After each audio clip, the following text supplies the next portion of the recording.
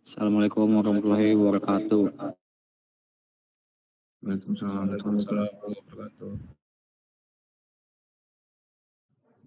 Our team will presentation about the cause of landslides and flash floods in Aceh, Sumatra. First, we will introduce ourselves.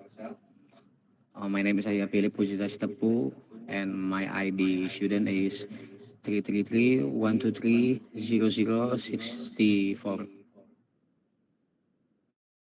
Okay, my name is Elon Posta. Is my name is 333-123-0125. And my name is Fadla Dafa Irwansyah Sibuan. With my ID student is 333-123-0037. Uh, we have five contents, and we will presentation five contents about introduction and overview, natural factors contributing to disasters, anthropogenic factors contributing to the disaster, the vicious cycle of disaster, and conclusion and recommendation. Number one, introduction and overview.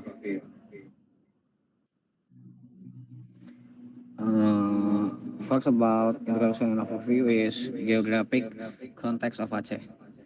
Aceh is situated on the northern lip in the on the northern tip of Sumatra, characterized by mountainous terrain, abundant rainfall, and a tropical climate.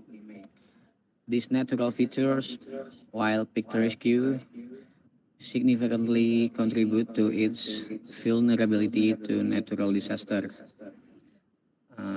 Number two is recurring disaster. Landslides and flash floods are frequent and destructive events in Aceh. They have caused significant damage to infrastructures, lives, and livelihoods across the region.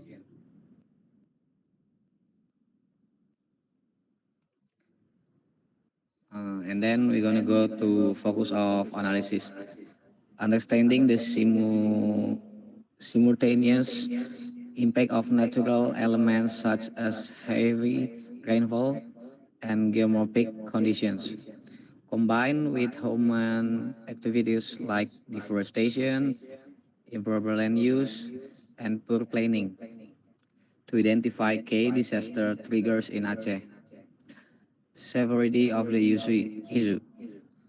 The disaster have created a vicious cycle of environmental degradation, reduced resilience, and increased risk to Aceh's economy and communities.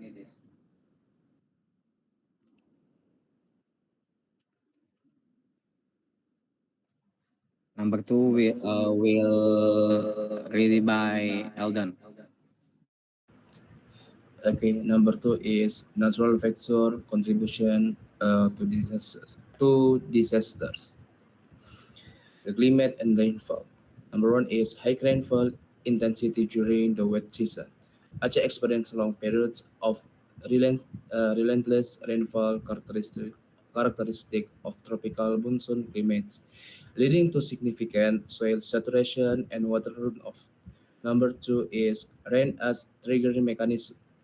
The intense downpours dramatically increases increase pour water pressure in the soil, weakening its cohesive strength and contribution directly to landslides. Number three is rapid runoff effect.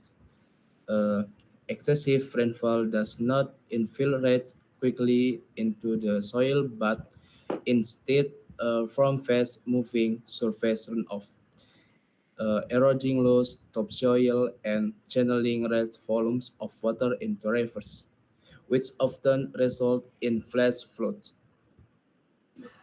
The, the topography and soil vulnerability. Number one is steep slope of the Bukit Barisan Range.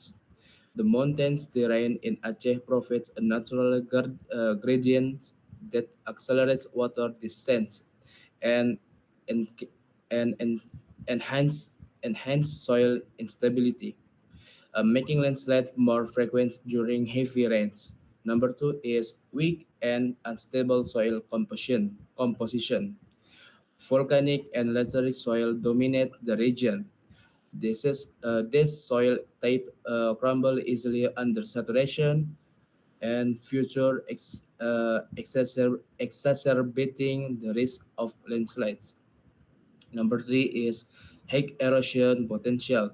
The loose topsoil, lack of cohesion make it highly susceptible to displacement, especially in areas without vegetation cover to anchor the soil. Number three is anthropogenic factor contributing to disasters.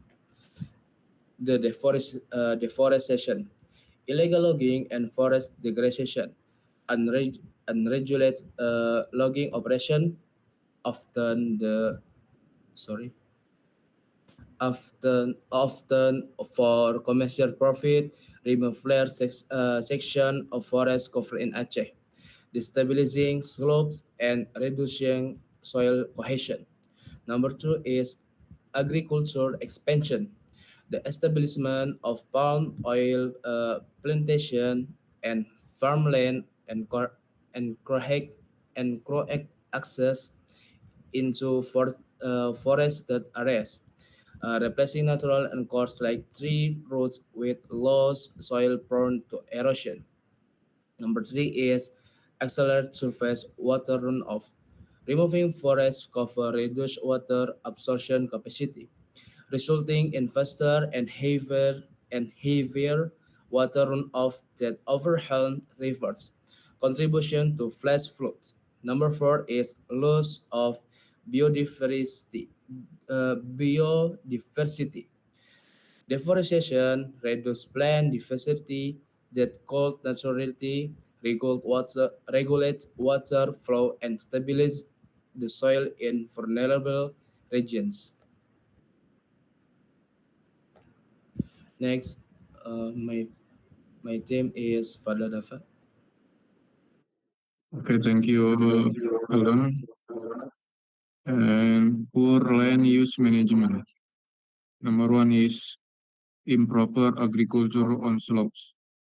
Farming techniques such as up and down slope cultivation lead to rapid erosion, deteriorating soil quality and exacerbating vulnerability to landslide.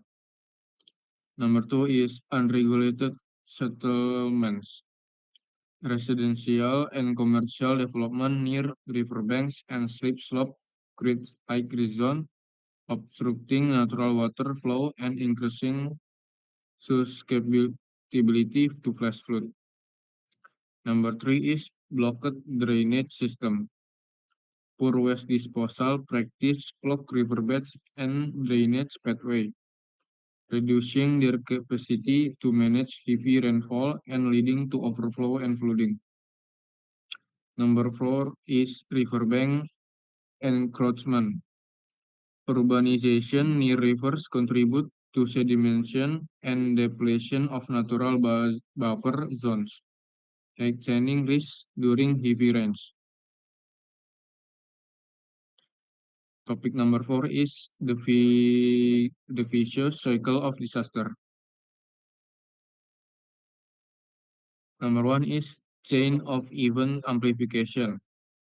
Environmental degradation exacerbates natural triggers, leading to a devastating loop of cascading failures, where the effects of heavy rainfall are magnified by human activities, such as deforestation and improper land use.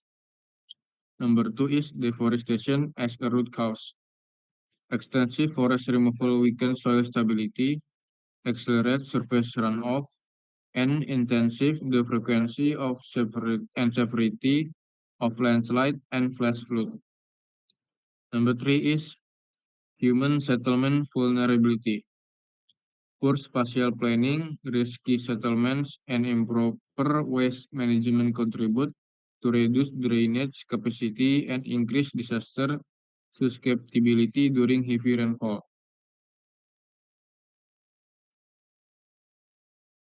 And number 4 is economic and ecological loss. Disasters disrupt local infrastructure, damage agriculture, and lead to significant economic setbacks, perpetuating a cycle of vulnerability and devastation in the region. And number 5 is multi-factor interaction. Disasters are not solely due to natural rain triggering events, but rather a combined effect of environmental neglect and insufficient mitigation strategies, amplifying the severity of catastrophic outcomes. Topic number 5 is conclusion and recommendation. Number 1 is massive reforestation. Implement extensive reforestation programs in deforested areas to restore the natural buffer and mitigate the impact of rain on soil stability. Number 2 is proper spatial planning. Enforce strict zoning laws that prevent development in high-risk zones such as steep slope and riverbanks to reduce exposure to disaster risk. Number 3 is community-based disaster risk education or DRR. Initiate education program to raise community awareness and promote the disaster preparedness, including the adoption of sustainable farming technique, proper waste disposal, and flood resilient infrastructure. And stringent law enforcement. Enforce strict regulation to curb illegal logging, promote sustainable land use, ensuring that forests remain intact to protect the environment. Collaborative environmental management. Foster cooperation between government agency, local community, and non-government organizations to develop comprehensive strategy for reducing disaster risk while promoting sustainable development. That's the end of our presentation about flooding in Sumatera. Thank you. Wassalamualaikum warahmatullahi wabarakatuh. Waalaikumsalam warahmatullahi wabarakatuh.